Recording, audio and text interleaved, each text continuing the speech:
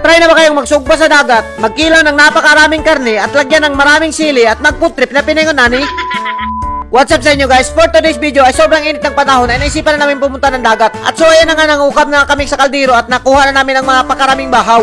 Ayan na nga sinansa na nga namin at nilagay sa tupperware at takpan na natin. At ito nga pala yung nabili naming sugbahan at sininyas-sinyas ko lang at i-explain ko yan sa inyo mamaya kung paano yan gamitin. At sa puntong ito ay kumain muna ako ng mangga dahil nagugutom na ako at para hindi tayo gutumin sa dagat. Sobrang aslong talaga ng mangga. At so ayan na transition na tayo at sumuksok pa ako sa buwakan. Nakuha ko tong sobrang gandang sugbahan. Nadadalhin natin to sa dagat. So ayan na transition na tayo. Zoom.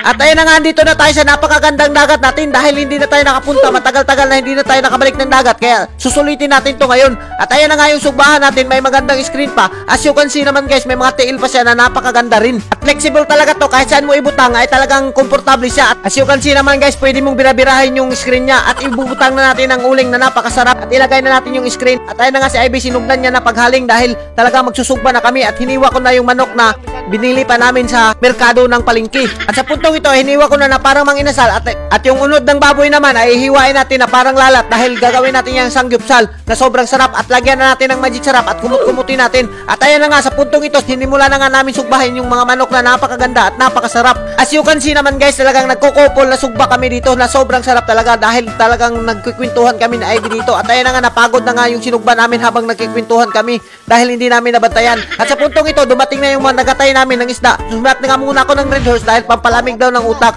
Ayan na nga, tinikman ko na nga yung Red Horse na ngayon lang ako nakatim sa buong buhay ko. Sobrang sarap naman talaga ng Red Horse. Zoom, ayan na nga pala yung mga kasama namin na sobrang mabait rin at sobrang gaganda at si Adan bumababay-babay pa. At sa puntong ito, kumain na nga muna sa Ivy ng saging na napakasarap at hinug-hinug pa. Siyempre, hindi rin tayo magpapahuli dahil matagal-tagal na tayo hindi nakakain ng saging. At ayan na nga pala yung kuha nila na sobrang dami at sobrang presko pa ng maisda. Kikilawin namin yan lahat. Kung nakikita nyo sa mga video namin, sobrang dami talaga ng kinilaw namin. Ayan na nga, hiniwa at hinunting na nila para mas mabilis na kaming makakain. At ayan na nga, hinaon na nga namin yung masinugba namin. At sa puntong ito ay ginamit ko na yung drone ko. Ay hindi pala yan drone, yan pala yung sugbahan namin. Ay lutuan namin para magpaksiw kami ng isda. Ayan na nga, yung kaldero nga pala namin yan yung ginamit ni Rizal sa pagpaksiw ng isda niya. Ayan na nga yung mga kasama namin, parang lasing na sila. At ayan na nga, meron pa tayong kinilaw na ligyan ng pipino ng malamasan, sobrang sarap din. At so ayan na nga, ilagay na nga natin yung suka na napakaaslong at bitchin na napakarami para mahilo sila. At ilagay na natin yung sinugba nating karni. Ito nga pala yung tinatawag nila na sinuglaw. Sobrang sarap naman talaga nito.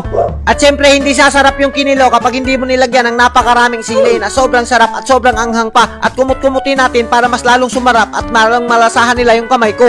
At ayun na nga, tinilawan ko na nga. Sobrang sarap talaga ng kinilaw at yung karni, isagol mo dito sa dagat. At nagsangyupsal nga pa nga si Ivy na napakasarap din. At sa puntong ito ay naghuhukad na sila at niyabo na yung mga bahaw na napakarami. At tinuguan ko na nga ng agrio para mas lalong maasim-asim yung kinilaw natin. At dinalasalan ko na at tinikman ko na rin pansit na galing pang piyesta. Sobrang sarap naman talaga ng pansit na ginawa ni Uncle Kukoy. At titilawan na rin natin yung kinilaw natin at sa parisa natin ng bahaw. Sobrang sarap talaga. At ayun na nga yung mga kasama namin, nagkagulyang na sila dahil talagang nagugutom na sila dahil alauna na. At sa puntong ito ay talagang nagkaros-kuros na yung mga kamay nila dahil sobrang dami na. Hindi ko ma-explain talaga kapag dito ka sa dagat, kahit anong ulam yung dalhin mo, sobrang sarap talaga kainin. Lalo na kapag marami kayo at nagbubudol fight kayo dito. As you can see naman guys, parang mga dinosaur na yung mga kasama namin na kumakain. At yung kinilaw nga medyo nawawagtang na yung mga laman niya kasi nauubos na ng mga kasama namin.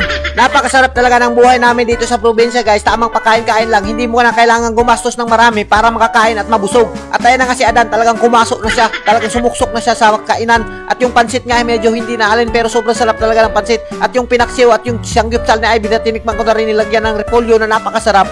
At tilawan natin at sinungitan niya pa ako, mas lalong sumarap talaga yung kinilaw. As you can see naman guys, yung mga kasama namin ginamit na yung mga safety tank nila. Ang lalakas talaga humabhab ng kanon. Talagang hindi nila pinasaylo yung mga bahaw nila at yung mga kinilaw. At ayan na nga, pinatawa-tawa lang sila pero talagang rumaransak na sila kumain.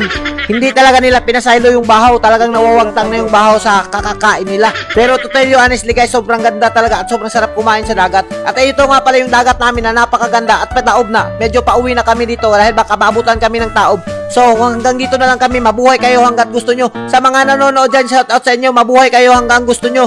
Don't forget to share sa aming mga video para mas lalo pa tayong maraming food trip. Thank you and God bless you all.